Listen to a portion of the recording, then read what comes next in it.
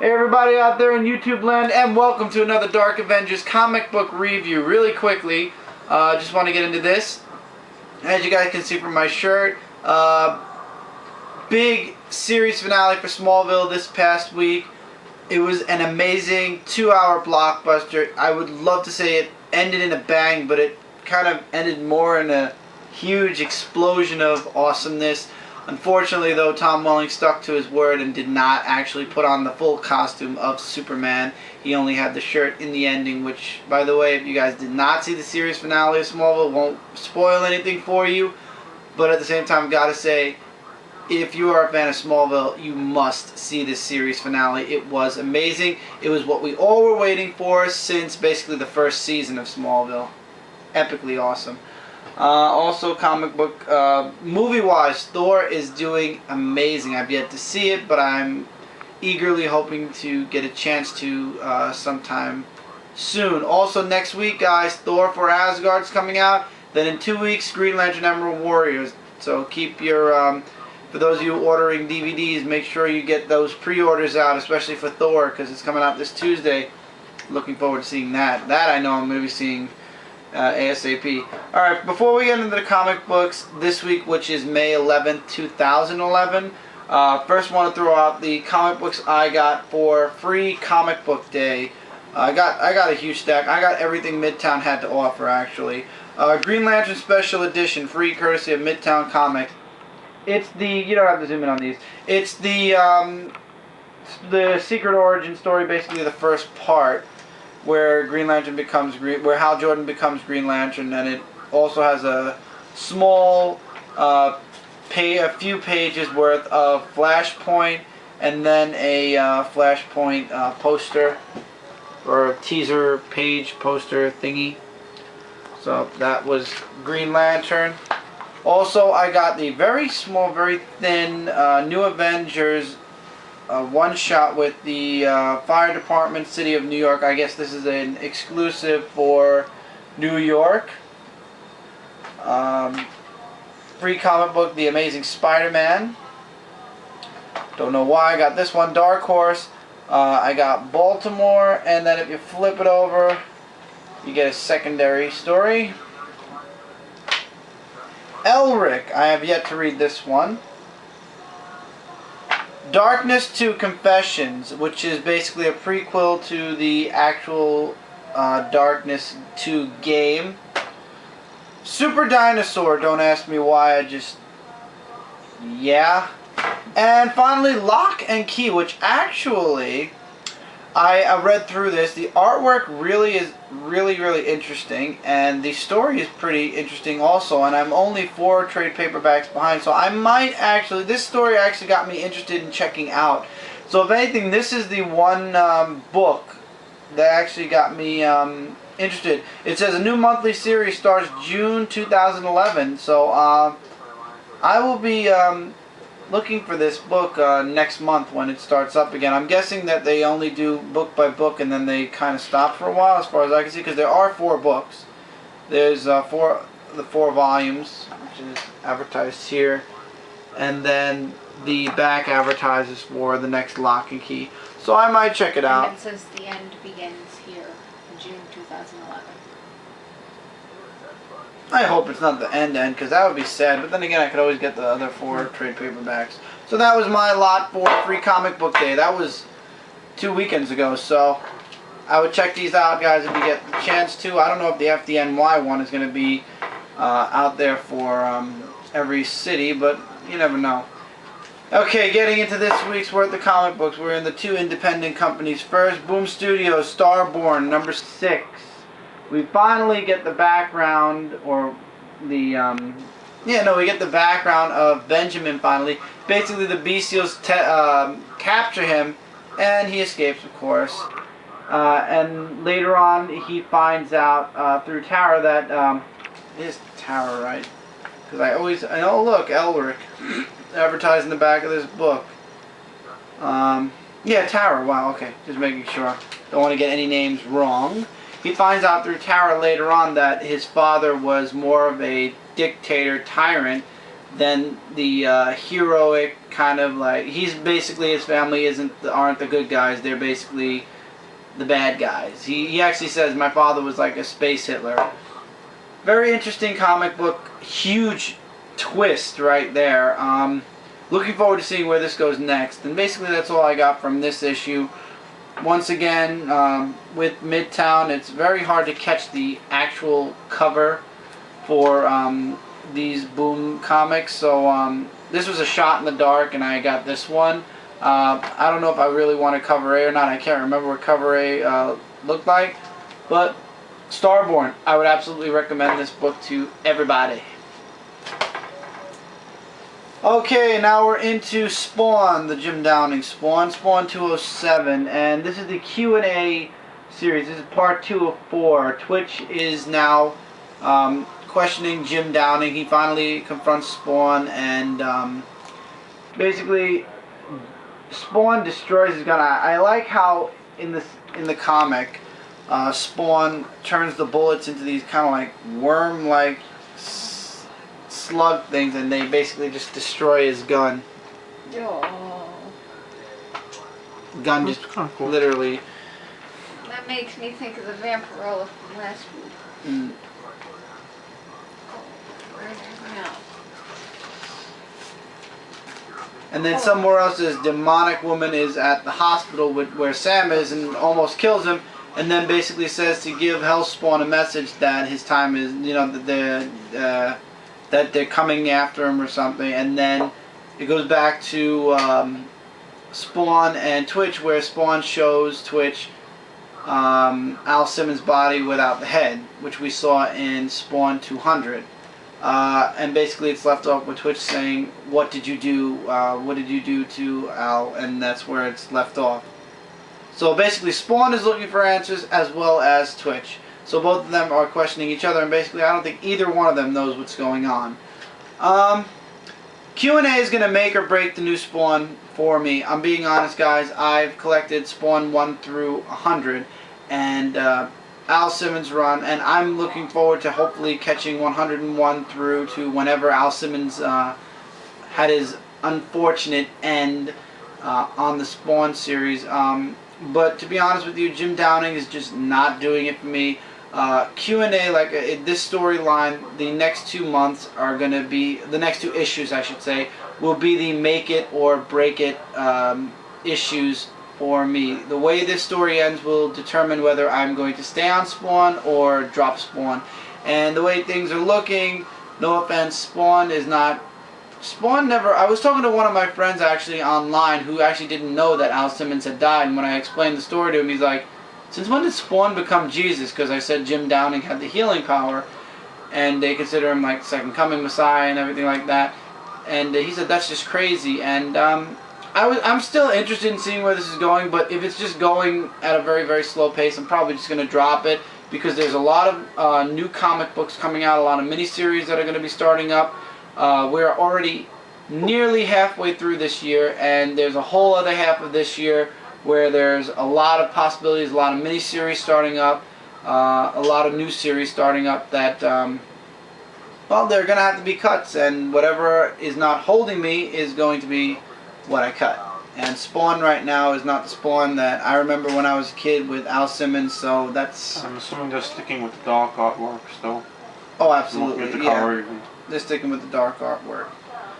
Moving into Marvel now, finally. The new X-Men number 12. Mockingbird is on the operating table, and basically Hawkeye says, I want Superior and I want Hammer destroyed before she wakes up. And we don't even know if Bobby is going to wake up.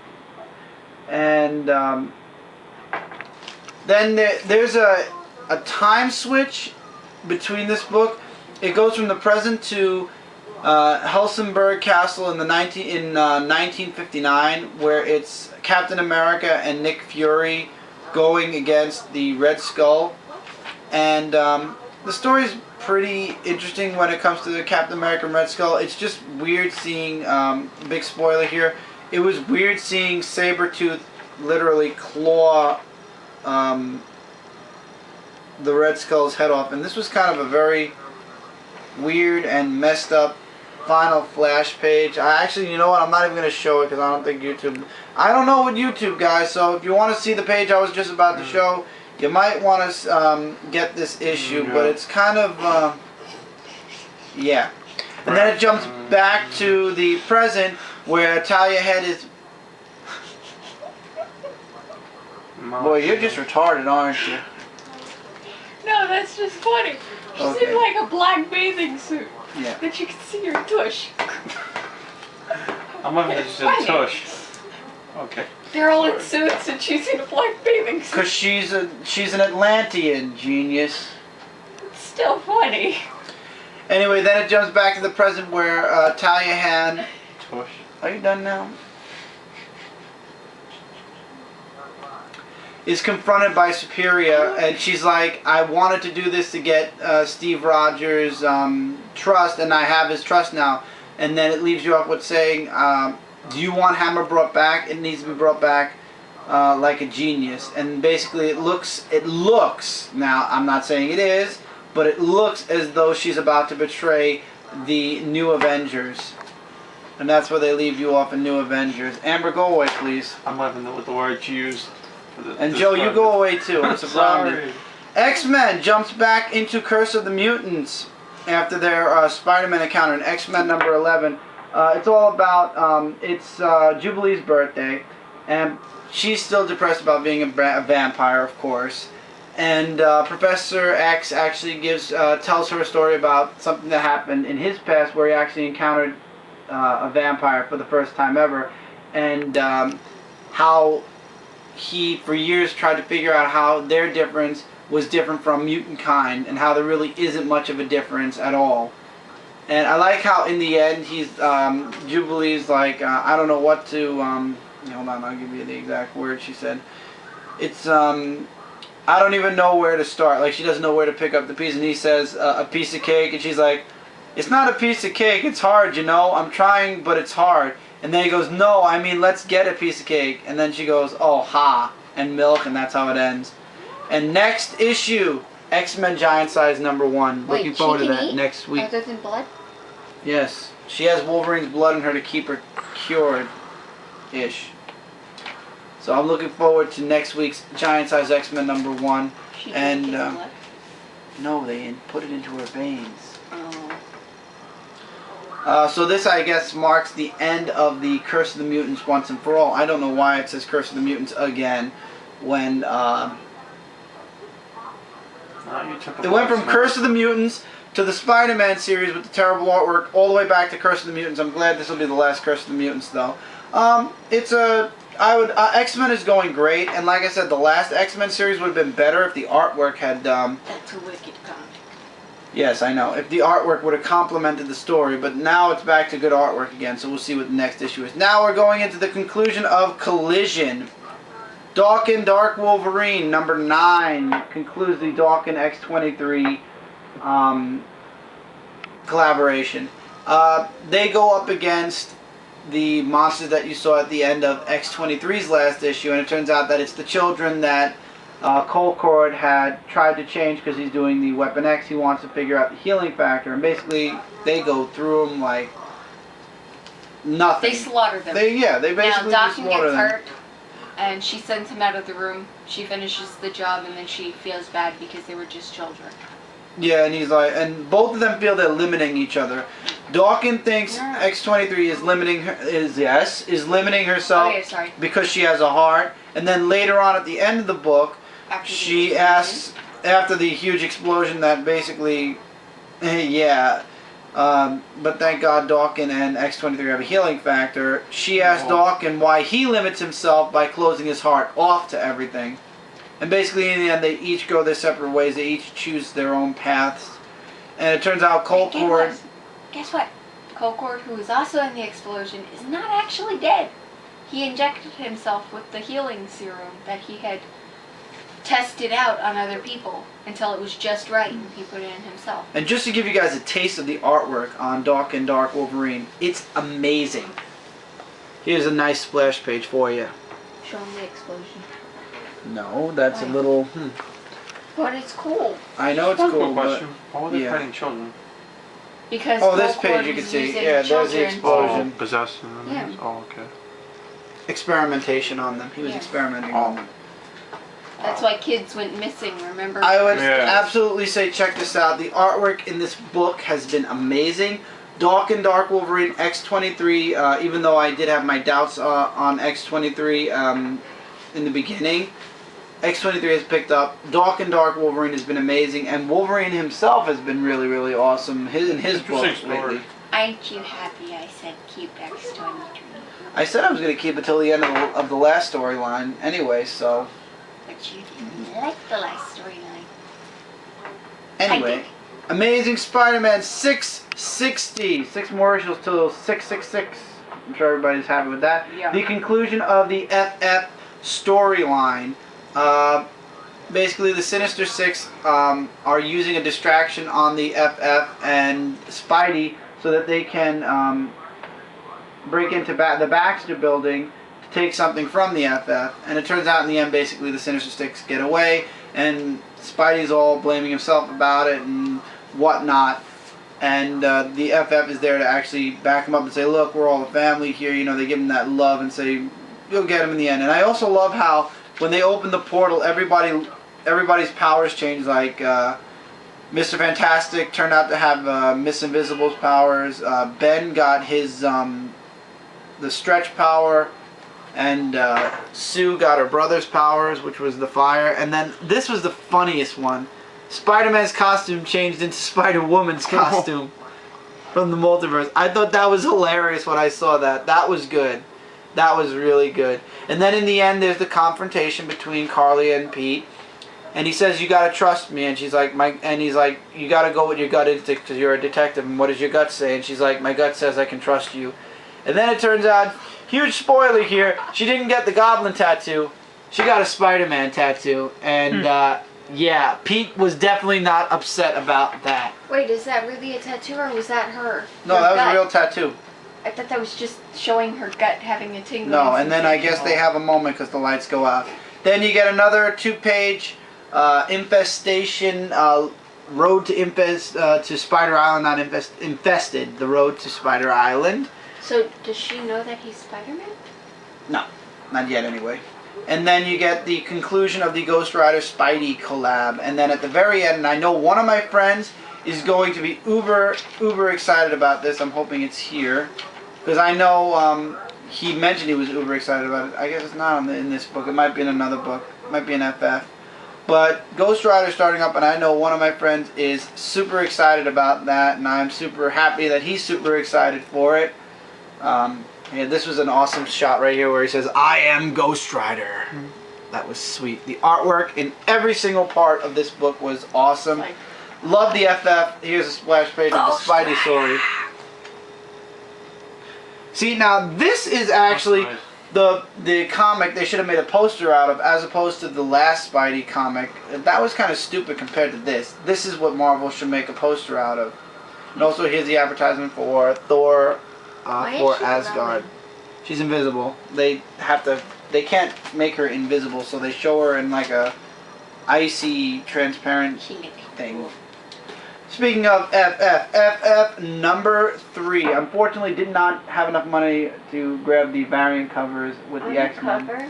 What? Okay, on the cover are all of those people in the background him in future Yes. universes. No. Different Past universes. universes. Different dimensional universes. So, it turns out I was right. Dr. Doom did not agree with Reed's daughter to destroy Reed. We find out about Val's trip into the, I don't know what it's exactly called. I want to find that Ghost Rider advertisement. Let me see if it's in this first, and then we'll go. I hate that they put Brink advertisements everywhere. It's been annoying me. Just That game, okay, here we go. Here's what my friend's going to be very happy about. Ghost Rider is getting a 0.1 for the 0. Also, Alpha Flight came out, 0.1, next week. Unfortunately, won't be getting that, but that's beside the point. So I want to make sure it's explained. The reason Reed, there's actually invitations that the Dr. Doom and the FF sent out, and they send it out to the Vessel of the World Builder. The World Builder. They send another one out to Diablo. They send another one out to Then the Mad Thinker. the facility. Yes. Then another one to the Wizard, and then everybody gets to get. Oh, yeah, the Wizard, and that's it. And then it shows the invitation. Then everybody shows up at the round table, which is 2 days later. Dr. Doom and Reed Richards explain the situation, and that's when the Watcher shows up. And Reed Richards knows what that means when the Watcher shows up, and he's like, "What did you do? What have you done, Valeria?" And then she tells him the story that she found the machine that she wasn't supposed to. The one he wasn't supposed to build, and she walked through the portal and met all the other Reed Richards out there. This is what Dr. Doom meant. The Reed Richards were attacked by some kind of angry gods, and only 4 of them escaped, and they basically walk away and disappear. And Val knew she had to do something about it because this wasn't going to be a good thing. And then it shows each of the 4 doing something. I don't want to say what. Get the comic book. This is a really good series. One of them dies. Not going to tell you which one. Check that out. But this last one was the biggest. One of the Reed Richards goes to Annihilus. Annihilus. And they're looking. It doesn't matter. They're willing to sacrifice this world to save many. That's why these Reed Richards are dangerous and need to be stopped. And in return for Annihilus' help, Annihilus says he wants the door to remain open from the negative zone so that his army can come through and basically rule Earth. And then that Reed Richards says that can be arranged. And then basically you get the last page where the 3 out of the 4 Reed Richards are discussing what's going to happen next, which is where they admit they're willing to sacrifice this world, and they're basically going to orchestrate a war, and they're going to open up the negative verse and try to escape back to where they came from. So basically, in their mind, they're willing to sacrifice the Marvel universe or the current universe for the greater good in their minds. So they're going to basically orchestrate a war and destroy this world so that this way they can save a million others as far as they in their mind. So now it's up to the FF to stop them, and the FF has actually the Mole Man also makes an appearance here, but the FF and some of their rivals, it's up to them to stop the remaining Reed Richards. And Dr. Doom's going to help. And with the Watcher there, you know something big's going to happen. So I am absolutely hooked on FF. I would absolutely recommend you guys check this series out. You're only 2 issues behind. You can get the other 2 issues. Check it out. Okay, we're moving into DC Comics now. And a first of 5 issues, the mini-series that's starting now and ending when the game comes out. Batman Arkham City. This series bridges the gap between Batman Arkham Asylum 1 and Batman Arkham City, also known as Arkham Asylum 2. So this book takes place directly after Batman Arkham Asylum. Joker's taken away, and we later find out that he's sick and dying. And the man that ran the facility, the Arkham City, he does a lot of talk in this book that I actually looked over because it's just boring as wear the costume on the front page as hell. What? I like that. Yeah, that costume. The artwork in this book was amazing. Yeah. Wow. Looking for very lively. Sharp. I wanted to make sure. Sharp is basically running for mayor, and he wants to. After a huge speech, Batman ends up looking for the TNT group because it turns out that the what was it called now? I want to make sure I get this right. Oh yeah, the Titan serum had some of it from Arkham Asylum had washed up on shore, and we get good old Two-Face who had taken the Titan serum, and it turns out that the TNT, which is they're also known as, oh god, what are their names? Terry and Tracy Trask. They were stealing the serum for themselves, and basically they destroyed Two-Face's mob or his gang, and basically really messed him up too. And of course, in exchange for the information, Batman says he won't alert Gordon of where Two-Face is for a half hour. So it gives Two-Face enough time to get away. And one of Two-Face's henchmen says, "Why did you let him get away?" He's like, "Because Batman doesn't even know how deep this really goes." So TNT attack the mayoral elections and try to kill a bunch of people. And it turns out they're working for somebody which we don't know about yet. And they basically have this heat thing inside of them, and it causes a huge explosion. And basically Sharp creates Arkham City, which is what the game is going to be about. He basically cuts off a piece of the city and lets the inmates of Arkham Asylum run wild there. It's crazy. It's nuts. It's really cool. It's Insane, really cool. Insane, but cool. And it's, like it says here, a prequel to the highly anticipated video game Arkham City. Absolutely check this out if you are a Batman Arkham Asylum fan. If you are not, if you do not plan on getting Arkham Asylum 2 or Arkham City, whatever they choose to call it, you don't need to read this. This has no ramifications on the current continuity of DC Comics. This is just like DC Comics Online, that maxi series. This miniseries is just a prequel to the actual game. What are you doing? Looking at the comics. Okay, just wondering. So check it out if you guys want. I will absolutely be around for the next 4 issues. I am looking forward to Batman Arkham City. Yeah, that's Arkham City, That's the the game they're last calling one, it, I heard. This is the last one. That's what I heard. No, I mean the last of this. Yes. Okay, Flash. Okay, The Flash, number 12, the final part to the finale of the Flash series. This is the last issue of The Flash, until after Flashpoint anyway, and then they'll probably restart the old Flash series. Of course.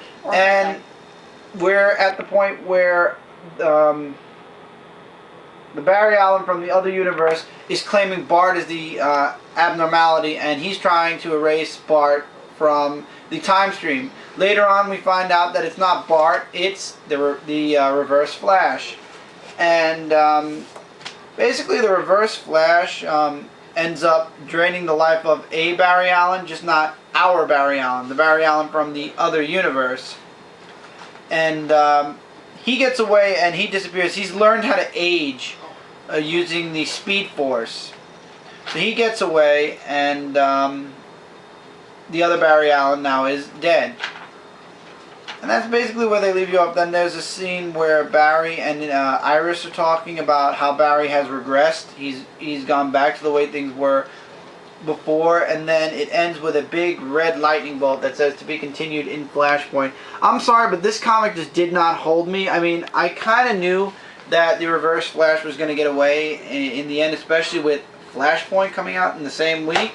So you kind of could see this comic doesn't end where Flashpoint begins, though. All it shows is that things are changing, and it's like it gives you a little, kind of like a briefing of what's going on in the Flash comics, but nothing like, it has no impact on the entire DC universe, which is why Flashpoint, I'm guessing, has so many tie-in comics, because the DC universe is moving on as if this isn't happening.